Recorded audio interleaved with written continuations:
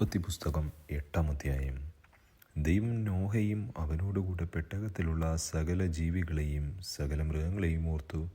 ദൈവം ഭൂമിമേൽ ഒരു കാറ്റ് അടിപ്പിച്ചു, വെള്ളം നിലച്ചു, ആഴിയുടെ ഉറവുകളും ആകാശത്തിൻ്റെ കിളിവാതിലുകളും അടഞ്ഞു, ആകാശത്തിൽ നിന്നുള്ള മഴയും നിന്നു, വെള്ളം ഇടവിടാതെ ഭൂമിയിൽ നിന്നും ഇറങ്ങിക്കൊണ്ടിരുന്നു.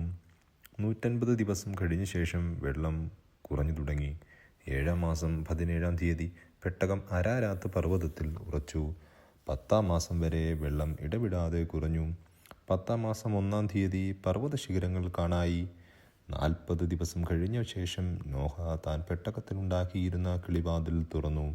അവൻ ഒരു മലങ്കാക്കയെ പുറത്തുവിട്ടു. അത് പുറപ്പെട്ടു ഭൂമിയിൽ വെള്ളം വറ്റിപ്പോയതുവരെ പോയും വന്നും കൊണ്ടിരുന്നു. ഭൂമിയിൽ വെള്ളം കുറഞ്ഞുപോയെന്ന് അറിയേണ്ടതിന് അവൻ ഒരു പ്രാവിനെയും തൻ്റെ അടുക്കൽ നിന്ന് പുറത്തുവിട്ടു. എന്നാൽ സർവ്വഭൂമിയിലും വെള്ളം കിടക്കൊണ്ട് പ്രാവ് കാൽവെപ്പാൻ സ്ഥലം കാണാതെ അവൻ്റെ അടുക്കൽ പെട്ടകത്തിലേക്ക് മടങ്ങി വന്നു. അവൻ കൈനീട്ടി അതിനെ പിടിച്ചു, തൻ്റെ അടുക്കൽ പെട്ടകത്തിൽ ആക്കി. 7 ദിവസം കഴിഞ്ഞിട്ട് അവൻ വീണ്ടും ആ പ്രാവിനെ പെട്ടകത്തിൽ നിന്ന് പുറത്തുവിട്ടു.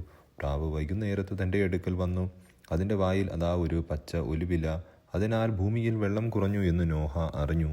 പിന്നെയും 7 ദിവസം കഴിഞ്ഞിട്ട് അവൻ ആ പ്രാവിനെ പുറത്തുവിട്ടു. അത് പിന്നെ അവൻ്റെ അടുക്കൽ മടങ്ങി വന്നില്ല.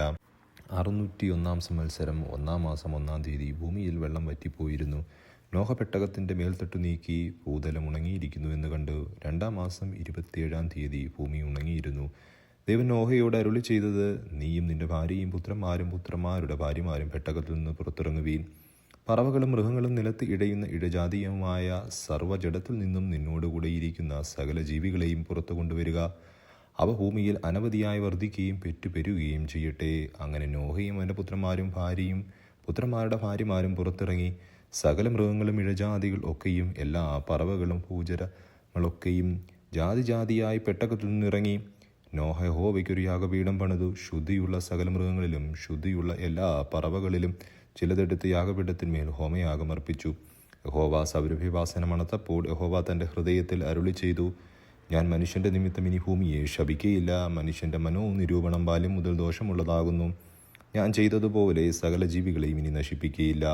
ഭൂമിയുള്ള കാലത്തോളം വിതയും കൊയ്ത്തും ശീതവും ഉഷ്ണവും വേനലും വർഷവും രാവും പകലും നിന്നു പോകുകയുമില്ല.